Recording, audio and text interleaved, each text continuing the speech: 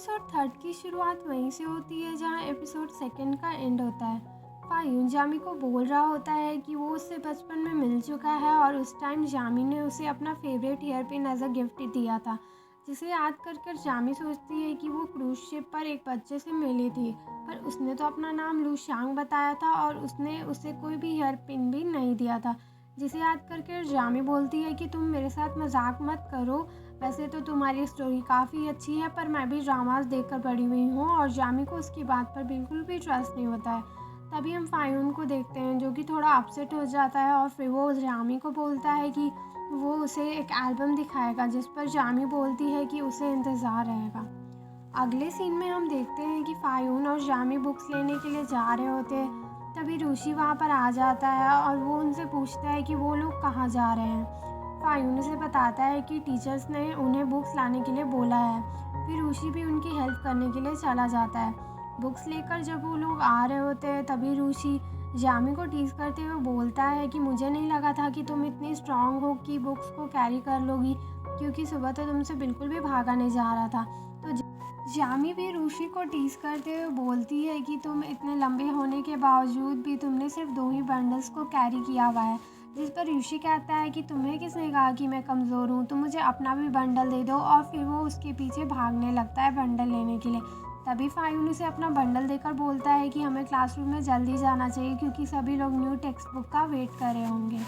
देखते हैं कि टीचर की क्लास ओवर होती है और वो सभी बच्चों को बोलते हैं कि वो अपना होमवर्क डेस्क पर सबमिट कर दे। सभी बच्चे अपना होमवर्क डेस्क पर सबमिट करने लगते हैं और जामी भी आकर वहाँ पर अपना कॉपी रख देती है।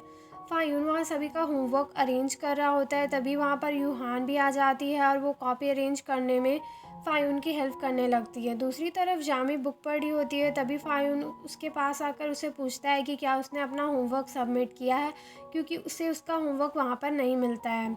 जिस पर जामी बोलती है कि उसने तो अपना होमवर्क सबमिट कर दिया है। फायून उसे ड्रॉवर और डेस्क में चेक करने के लिए बोलता है, जिस पर जामी भी चेक करने लगती है और उसका होमवर्क उसी के बैग में मिलता है। जिस पर जामी तो बहुत ही ज़्यादा शॉक होकर सोचती है कि उसने तो सबमिट किया था पर ये इसके बैग में कहाँ से आ गया। और फिर जामी ऋषि और यूहान की तरफ देखती है और फिर जामी को उन पर डाउट होने लगता है। फ्री पीरियड होता है और सभी लोग अपना अपना काम कर रहे होते हैं। तभी जामी एक डाउट पूछने के लिए रियोली के पास आती है। तभी वो देखती है कि ऋषि और यूहान तो अकेले में कुछ बातें कर रहे होते हैं। फिर जामी छुपकर उनकी बातें सुनने लगती है, जहाँ पर यूहान ऋषि को किसी बात के लिए थैंक्स बोल रही होती है। तो जिस पर जामी सोचती है कि आखिर क्या बात हो सकती है। यूहान ऋषि से बात करके क्लास के अंदर आ जाती है। तभी जामी क्लास से बाहर जाती है और फिर वो चीज़ें पूछती है कि क्या उसने उसका होमवर्क छुपाया है। तो जिस पर ऋषि बोलता है कि मैं इतने बोरिंग काम क्यों करूँगा। तो जिस पर जामी सोचती है कि शायद उसे कोई मिसअंडरस्टैंडिंग हो गई है।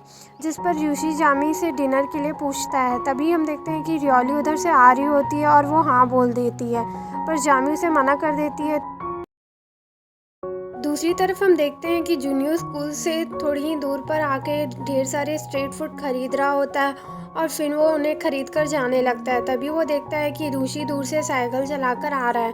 वो ऋषि के साइकिल के पीछे बैठ जाता है और फिर वो उसे ड्रॉप करने के लिए बोलता है। ऋषि और जूनियो रनिंग के लिए लेट हो जाते हैं तो डायरेक्टर मिस्टर दाई उन्हें बहुत ही ज़्यादा डांटते हैं और जामी बहुत ही ज़्यादा खुश हो रही होती है ऋषि को डांट खाते हुए देखकर। फिर हम देखते हैं कि मिस्टर दाई सभी स्टूडेंट्स को बोलते हैं कि मैं येजिंग हाई स्कूल को सालों से पढ़ा रहा हूँ, लेकिन ये क्लास सबसे वर्स्ट क्लास है। और फिर मिस्टर दाई उन सबको पनिशमेंट देते हैं कि उन्हें फिर से रनिंग करनी होगी। इधर हम देखते हैं कि सभी स्टूडेंट्स फिर से रनिंग कर रहे होते हैं। तभी हम देखते हैं कि रियोली के पेट में बहुत ज़्यादा दर्द हो रहा था, जिसके कारण वो तेज़ नहीं भाग पा रही होती है और फिर जामी भी उससे पूछने लगती है। तभी मिस्टर दाई उनको देख लेते हैं और वो उन्हें डांटते हैं कि तुम दोनों पीछे क्यों हो। तभी हम देखते हैं कि ऋषि पीछे से आता है और वो जामी को पुश करता है और उसकी हेल्प करता है ताकि वो तेज़ भाग पाए। ये देखकर फायून भी आता है और फिर वो रियोली की हेल्प करने लगता है उसे तेज़ भागने में। इधर हम क्लास में देखते हैं कि जूनियर सभी को अपने लाइव स्ट्रीट फूड बेच रहा होता है और वो उनसे ज़्यादा पैसे चार्ज कर रहा होता है। फिर हम देखते हैं कि जामी को हॉटपॉट बहुत ज़्यादा पसंद होता है, इसलिए वो जूनियर को ज़्यादा पैसे देकर वो हॉटपॉट उससे परचेज़ कर लेती है। जाओयू वहाँ पर आके बोलती है कि तुम सभी स्टूडेंट्स इतने ज़्यादा पैसे क्यों चार्ज कर रहे हो और तुम अपने क्लासमेट्स को चीट कर रहे हो, और फिर वो फायून को ये सब बातें बता देती है। तभी फायून आकर जुन्यू को बोलता है कि क्लास में ट्रेडिंग करना रूल्स के ख़िलाफ़ है, और जामी और जिस से उसने ज़्यादा पैसे चार्ज किए हैं उसे पैसे वापस कर देने के लिए। तो जिस पर जुन्यू जाके जामी को उसके पैसे रिटर्न कर देता है।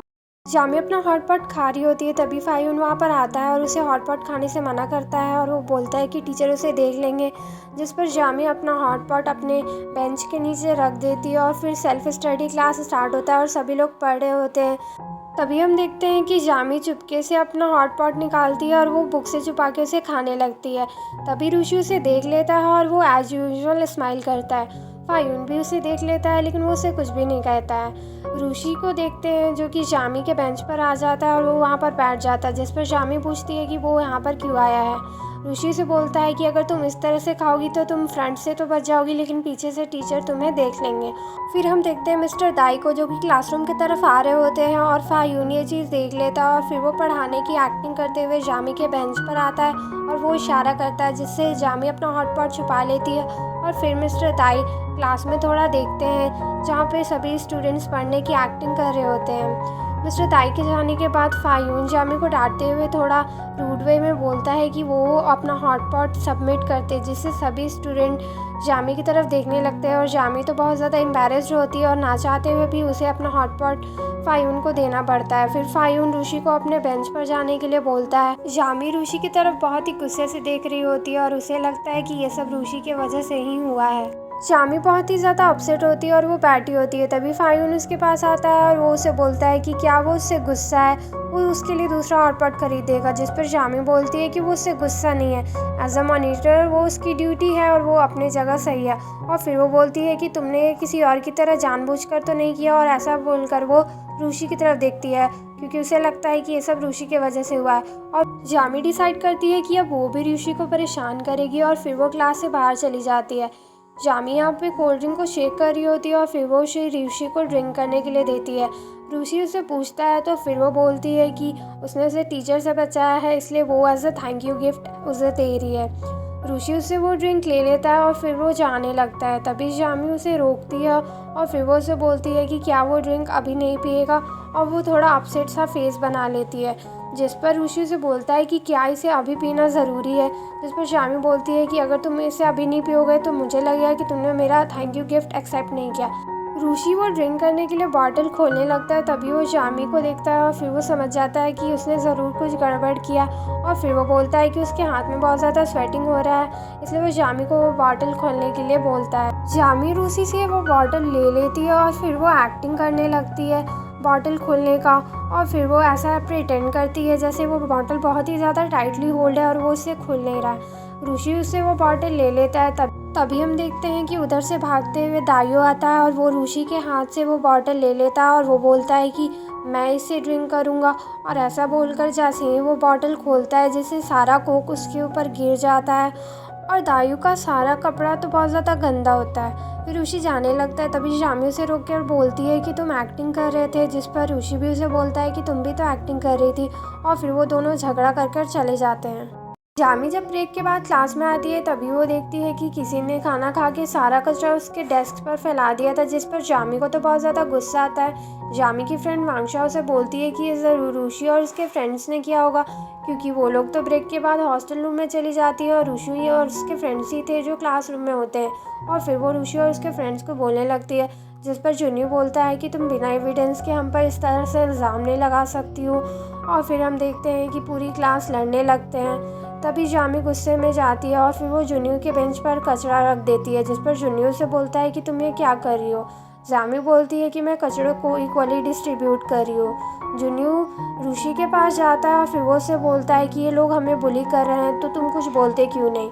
ऋषि जामी के पास में आता है और फिर वो उससे बोलता है कि तुमने बहुत अच्छा किया, जिससे सभी क्लास वाले तो शॉक हो जाते हैं कि आखिर वो ऐसा क्यों बोल रहा है। जुन्यू ऋषि से पूछता है कि आखिर तुम किसके साइड हो, तो जिस पर ऋषि इस बात को मजाक में टाल देता है। फिर हम देखते हैं कि ऋषि जामी के पास आता है और फिर वो उससे बोलता है कि मैं तुम्हें बस यहाँ ये बताने के लिए आया हूँ कि दोपहर में जो कुछ भी हुआ वो मैंने नहीं किया है। और फिर वो प्रॉमिस करता है, जिस पर जामी उसे बोलती है कि अगर दुनिया में सभी प्रॉमिस करने वाले सच बोलते तो पूरी दुनिया मुसीबत में आ जाती, और फिर वो उसे चिढ़ाकर वहाँ से चली जाती है। लास्ट पीरियड होता है और जामी ड्राइंग कर रही होती है। तभी रूशी जामी के लिए एक नोट लिखता है कि अगर उसे उसकी बातों पर यकीन नहीं है तो वो उसे क्लास के बाहर मिले, और फिर वो नोट लिखकर जामी की तरफ फेंक देता है। जामी को वो चेट लगती है और फिर वो रूशी की तरफ देखती है। रूशी उसे इशारे में वो नोट पढ़ने के लिए बोलता है, लेकिन जामी तो उसे इग्नोर कर देती है और फिर जामी अपना ड्राइंग कंटिन्यू करने लगती है। तभी बेल बज जाती है और सभी बच्चे जाने लगते हैं। रूशी जामी से बात करने के लिए आने वाला होता है, तभी यूहान उसे लेकर क्लास से बाहर चली जाती है और जामी भी ये देख लेती है, और फिर वो रियोली से बोलती है और फिर वो रियोली को लेकर बाहर चली जाती है। पूरी क्लास खाली हो जाती है और फिर हम यहाँ पे फायून को देखते हैं, जो उसी चिट को पढ़ने लगता है जो रूशी ने जामी के लिए लिखा होता है। और इसी के साथ एपिसोड 3 की एंड यहीं पर हो जाती है।